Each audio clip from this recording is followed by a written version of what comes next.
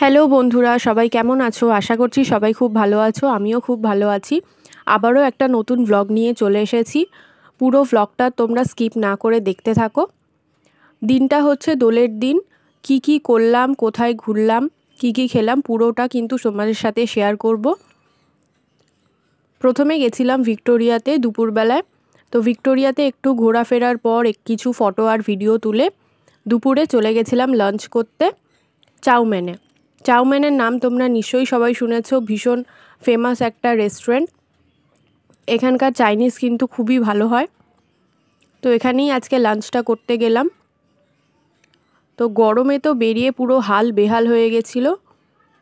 রেস্টুরেন্টে ঢোকার পর কিছুটা স্বস্তি পেলাম।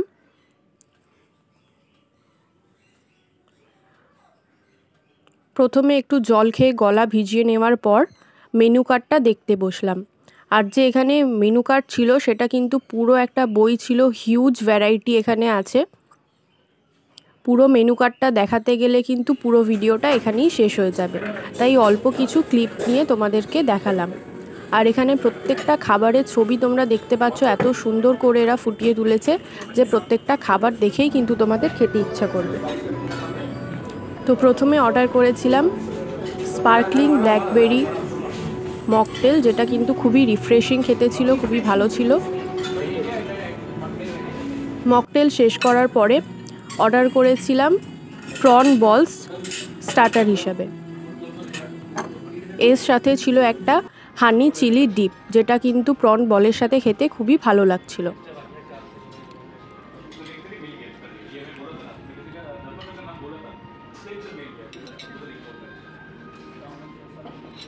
বাইরের কোটিংটা ছিল কিন্তু খুবই পাতলা আর ক্রিস্পি, আর ভিতরের প্রনটা কিন্তু খুবই ফ্রেশ ছিল।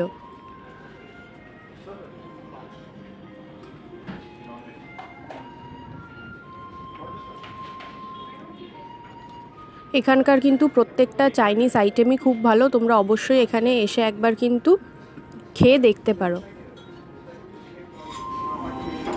মেন কোর্সে অর্ডার করেছিলাম burnt garlic coriander egg rice, আর তার সাথে সিংহই চিকেন।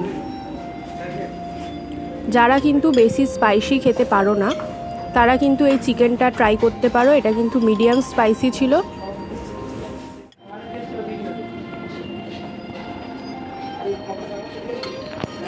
রাইসের মধ্যে বার্ন্ট গার্লিকের ফ্লেভারটা কিন্তু খুবই ভালো আসছিল।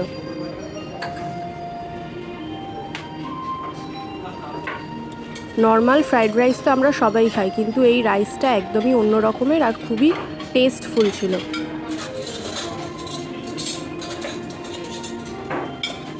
আর এখানকার সার্ভিসও ছিল খুবই ভালো। দাদারা কিন্তু সব কিছু নিজেরাই পরিবেশন করে দিচ্ছিল, একবারও কিন্তু বলতে লাগেনি। ওনারা কিন্তু নিজেরাই নোটিস করে সব কিছুই সার্ভ করে দিচ্ছিল টেবিলে।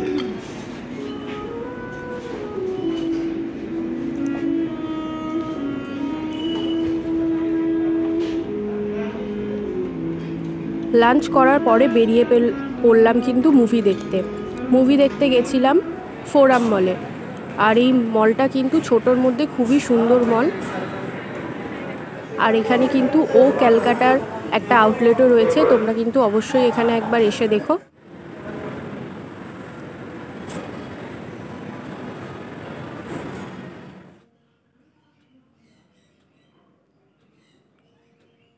থার্ড ফ্লোরে ছিল আইনক্স।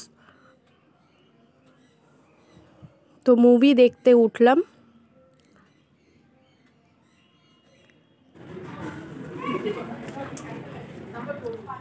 ভিতরটা ছিল পুরো অন্ধকার, আর এখানে কিন্তু মুভিটাও স্টার্ট হয়ে গেছে।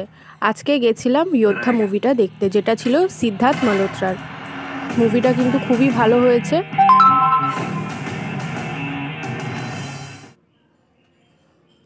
মুভি দেখার পরে কিন্তু মাথা ব্যথা করছিল, এতক্ষণ ধরে অন্ধকারে বসে বসে মুভি দেখলাম। তাই খেয়ে নিলাম এক কাপ গরম চা। গরম চা খাওয়ার পরে আবার বেরিয়ে পড়লাম একটু ঘুরতে। তো এক্সাইডে গেলাম। এক্সাইডে কিন্তু ওভারব্রিজটা একবারও ঘুরে দেখিনি, তাই একটু ওভারব্রিজটাই ঘুরে দেখছিলাম। এখান থেকে কিন্তু ভিউটা খুবই ভালো আসছিল। তারপরে গেলাম মোমো খেতে। মোমো খেতে গেছিলাম এক্সাইড সেকেন্ড গেট থেকে বেরিয়ে একদম সামনেই হচ্ছে এই মোমোর দোকানটা। দাদা কিন্তু খুবই ভালো মোমো বানায়, অবশ্যই এখানে এসে একবার তোমরা ট্রাই করে দেখো।